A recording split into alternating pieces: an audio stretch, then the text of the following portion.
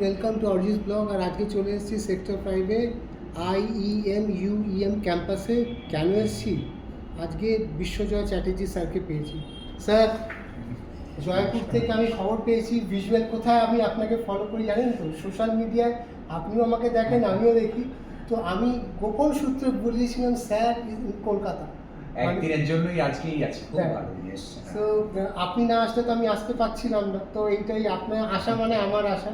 তো স্যার, মানে একটা খুব ভালো নিউজ আপনাকে দিই। 28শে মে হচ্ছে শক্তি সম্মান 2026 and we are completing 100 fighters journey.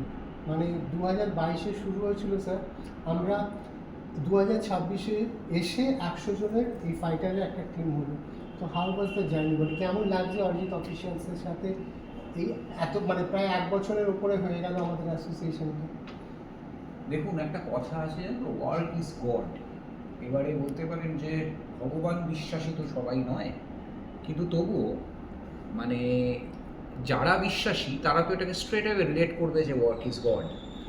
আর যারা বিশ্বাসী নয় তারা এইভাবে ভাববে যে আমি কোনো কিছুকে তো আমার আইডল মনে করি, আমার যাকে আমি ফলো করি বা যাকে আমি মেনে চলি।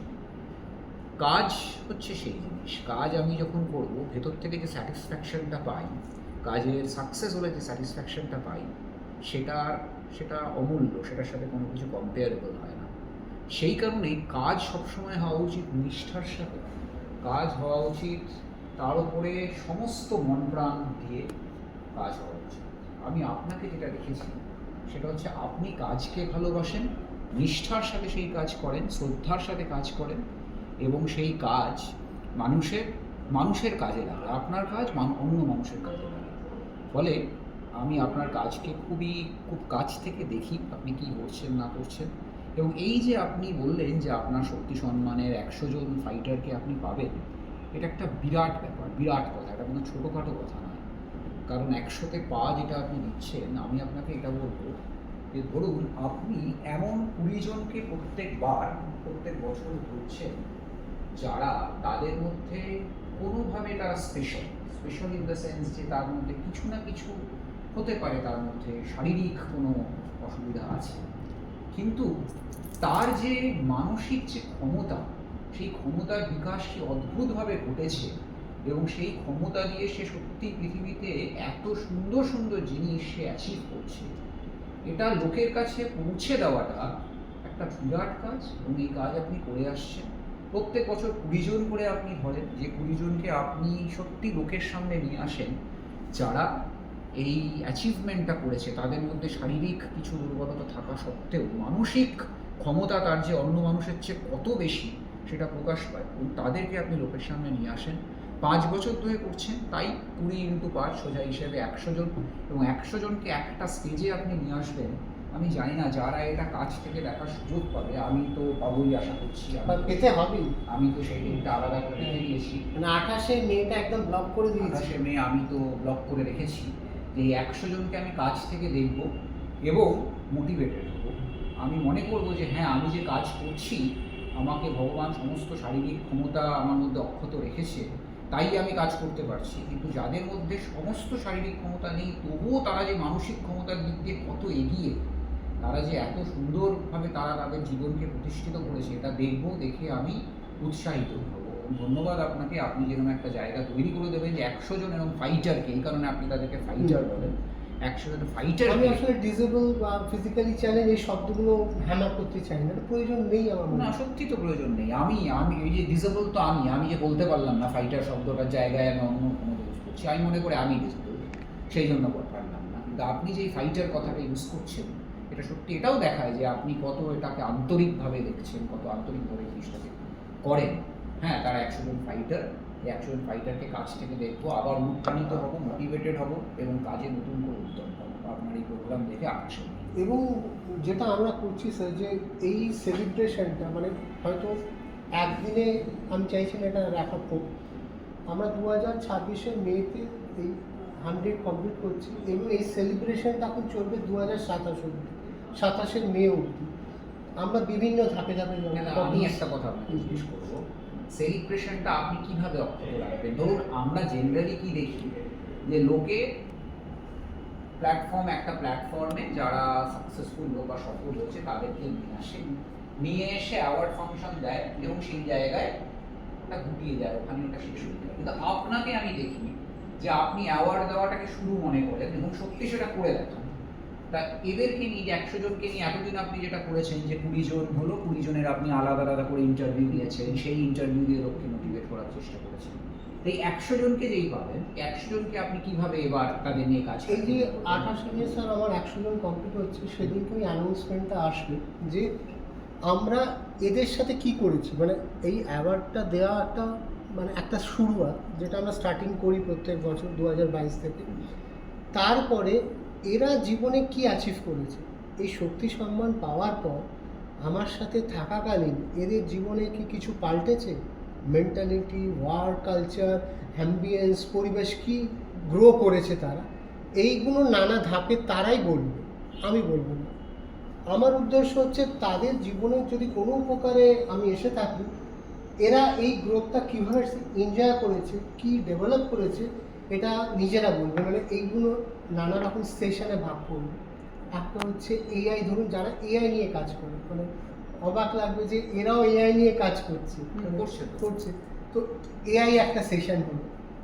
পরিবেশ দূষণ নিয়ে অনেকে কাজ করছে তাদেরকে, এবং তাদেরকে নানা রকম সেমিনার, হয়তো একটা সেমিনার আমি বলবো স্যার আমি আপনার এই কলকাতার এই ক্যাম্পাসে, সল্টলেক সেক্টর 5-এর ক্যাম্পাসে করতে চাই, এরা আসবে, they will be attending the same. মানে ওরা ওদের গ্রোথটা বলবে কী করেছে, মানে শক্তি সম্মানটা ওদের জীবনে কিভাবে পরিবর্তন করেছে, কি অ্যাচিভমেন্ট করেছে, ওটা শেয়ার করবে। স্যার আসলে বেসিক্যালি আমার মনে হয়েছে যে যখনই ওদের সেলফ কনফিডেন্স লেভেলটা, আমি যখনই শক্তি সম্মান দেওয়ার পরে হোম ভিজিট করি, প্রত্যেকের বাড়ি যাই, তাদের পরিবেশের সাথে মিশি, এবং ওরা প্রথম হচ্ছে মনের একটা মিল তৈরি করে, একে অপরকে রেসপন্ড করা, মনের কথা শেয়ার করা। আমি আমার ক্ষমতা অনুযায়ী, আমার হয়তো বিশাল ক্ষমতা নেই, আর্থিক সচ্ছলতা মানে আর্থিক সাহায্যটা আমি করতে পারি না, কিন্তু আমার যে টুলটা আছে, আমার প্ল্যাটফর্মের যে মার্কেটিং টুলটা আছে, সেইটা ওদের জীবনে ব্যবহার করেছি। ওদেরকে নানা জায়গায় অ্যাজ এ মোটিভেশন স্পিকার হিসেবে নিয়ে যায়। যখন ওমেন্স ডে সেলিব্রেশন হলো, এই বছরও গ্রিপ হেলথের আমাদের সাথে ওয়ান অফ দ্য স্পন্সর, তাদের ওখানে একটা ওমেন্স ডে হলো, দুজনকে নিয়ে গেলাম ওখানে। এই যে যাওয়া, এই যে ওরা সেশন নিচ্ছে, এই যে সেলফ কনফিডেন্সটা গ্রো করা, ওরাও যে ফিল করেছে যে ওরাও যে একটা মানুষ, ওরাও যে কেপেবল, এই বিশ্বাসটা তৈরি করে। ওরা আমি লুকিয়ে থাকবো না, কারণ অনেকে প্রথমে বেরোতে চাইতো না, লুকিয়ে থাকতো। এইটা আমি স্যার চেষ্টা করেছি ওদের সাথে তৈরি। কিন্তু এখানে একটা জিনিস আমার যেটা মনে হয়, আমি আপনাকে আরেকটা সুযোগ পেয়েছি, যখন আরও একটা প্রশ্ন, যদিও আপনি আমায় প্রশ্ন করতে এসছে, তবুও আমার মনে হয় একটা সুযোগ পেয়েছি আপনাকে একটা প্রশ্ন করি। দেখুন, আমরা চিরকাল যেটা দেখি যে কাজের মোটিভেশন ডেফিনেটলি আছে, কিন্তু যদি তার সাথে মানির, পয়সার কোনো রকম কোনো যোগাযোগ না থাকে, তাহলে সেই মোটিভেশনটা কোথাও গিয়ে একটু হারিয়ে যায়। ধরুন ফর এক্সাম্পল, আমি আমার কাজকে খুব ভালোবাসি, কিন্তু যদি হঠাৎ করে স্যালারি আসা বন্ধ হয়ে যায়, তাহলে কি আমি আমার কাজটাকে সত্যি অতটা ভালোবাসতে পারবো? হয়তো পারবো না। প্রত্যেকের ক্ষেত্রে তাই। কিন্তু আপনার ক্ষেত্রে আমি যেটা দেখছি, ধরুন আপনি একটা প্রোগ্রাম করছেন, সেই প্রোগ্রামটায় আপনি লোককে নিয়ে আসছেন, তাদেরকে অ্যাওয়ার্ড দিচ্ছে, এখানে আপনার ঠিক আছে কোনো স্পন্সরের থেকে আপনি স্পন্সরশিপ পেলেন, তারা এই কাজটাকে আপনাকে মহৎভাবে এই কাজটার জন্য তারা স্পন্সর করবে, এবং আপনি সেই জন্য যাদের প্রয়োজন তাদেরকে একটা প্ল্যাটফর্মে নিয়ে আসতে পারছেন। তো তারপর যে আপনি কন্টিনিউ করছেন উইথ দ্যাট ওয়ার্ক, ধরুন ফর এক্সাম্পল মাসে মাসে আপনি স্টার্ট আপ বিজনেস লিড করেন, মাসে মাসে আপনি তাদেরকে নিয়ে ইন্টারভিউ করেন, তো এগুলোর পেছনেও তো আপনার একটা খরচা আছে, সেগুলো তো আপনার টাকাটা উঠছে। আপনি এগুলোর জন্য তাহলে মোটিভেশন পান কোথা থেকে? পয়সা যদি এর সাথে যুক্ত না থাকে, মানে সত্যি কি একটা মানুষের মধ্যে এত মোটিভেশন থাকতে পারে? আপনাকে দেখে আমি এটাই অবাক। স্যার আমার মনে হয় যে কিছুটা তো আমি এই শক্তি সম্মান ফাইটার্সদের কাছে শিখেছি। যদি এরা এটা পারে, আমি কেন পারবো না? এরা আমাকে প্রত্যেকটা মুহূর্তে ঠেলে, স্যার কিছু করছেন তো। যেমনি এই 1 বছর সেলিব্রেশনের মধ্যেও আমি চেয়েছি যে আমি ধরুন একটা ইয়ারলি ফান্ড জেনারেট করি, এবং সেই ফান্ডটাকে আমি সব কাজে ভাগ করি। এখান থেকে কিন্তু স্যার আমার ব্যক্তিগত আর্নিংও আছে, যেহেতু আমি পুরো এইটার ওপরে নির্ভরশীল। মানে এই প্ল্যাটফর্মটাই হচ্ছে আমার এখন, আমি আর অন্য কিছু করিনি, কোনো চাকরি, অর্গানাইজেশন কোনো কিছুই করিনি। সেখানেও একটা ফান্ড আমাকে জেনারেট করতে হয় ফ্যামিলির জন্য। এইটা আমি শক্তিটা পেয়েছি আমার ফ্যামিলি, মানে এটা খুব সুন্দর একটা প্রশ্ন। আমার ফ্যামিলি যদি আমাকে সাপোর্ট না করতো, আমি এই ফ্যামিলিটাকে তৈরি করতে পারতাম না। এটাও তো আপনারা আমার একটা পরিবার। সব থেকে বেশি কম্প্রোমাইজটা তারা করেছে আমার সাথে। ঠিক করে আমার যে লাইফস্টাইল আমি এত বছর কাটিয়েছি, আমি যখন 2017 বলি, তখন আমি বলেছিলাম জীবনে একটা খুব বড় জায়গায় নামছি, জিরোতে নামছি। কিন্তু জিরো কিন্তু একসময় 100 হয়, 100 আগে দুটো শূন্য থাকে। এক হতে আমার সময় দেবে তোমরা, আমি একটু মেন্টালি ফ্রি প্রেশার থেকে বেরিয়ে কাজ করতে চাই। ওরা বলেছিল তোমার মন যেটা চায়। এখনও অবধি যা লড়াইটা লড়ছে আমার ফ্যামিলি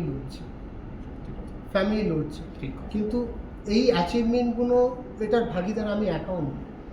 ওরা হয়তো হিডেন, দেখা যায় না, কিন্তু ওরাও আমার সাথে এটার অ্যাচিভমেন্টের ভাগিদার। তো আমি বিশ্বাস করি স্যার, যদি আমি অনেস্টলি হার্ডওয়ার্কটা করি, ইট উইল টেক টাইম, কিন্তু আমি আমার ডেস্টিনেশনে আজ নয়তো কাল পৌঁছে যাবো। আজকে আপনি আপনার ইউএম আইএম আমার পাশে এসে দাঁড়িয়েছেন, কেন দাঁড়িয়েছেন? আপনার কোথাও গিয়ে মনে হচ্ছে এই লোকটা ভালো, লোকটার কাজটা ভালো। এই যে সাপোর্ট সিস্টেমটা আসা, এই মানে আমার কাছে এই একটা এত বড় অর্গানাইজেশন পাশে এসে যারাই আমার পেছনে দাঁড়িয়েছে, তারা ওই বিশ্বাসটা আমি তৈরি করতে পেরেছি। এটাই আমার অ্যাচিভমেন্ট বলতে পারে। আমি মেন ফোকাস হচ্ছে আমি এদের যাতে উপকার হয়, আমি যাতে শর্টকাটে না যাই, হার্ডওয়ার্ক থেকে কোনোদিন না শুনি, অনেস্টিতে যেন আমার জীবনে হারিয়ে না যায়। অর্গানাইজেশন স্ট্রাকচার আজ নয়তো কাল তৈরি হয়ে যাবে স্যার, কিন্তু যদি আমি হার্ডওয়ার্ক করে ছেড়ে দিই, আমি তো রেজাল্ট দিতে পারবো না। আমি তো সবার মতন ভিড়ে চলে হারিয়ে গেলাম। ঠিক এইটাই মানে এটার জন্য আমার ফ্যামিলিও মানে আপনিও আমার এখন এক্সটেন্ডেড ফ্যামিলি, মানে এই পরিবারটা এইভাবেই তৈরি হয়েছে। তো স্যার যেখানে বললো এই বছর শক্তি সম্মান আসছে 28শে মে, থ্যাংক ইউ স্যার সময় দেওয়ার জন্য।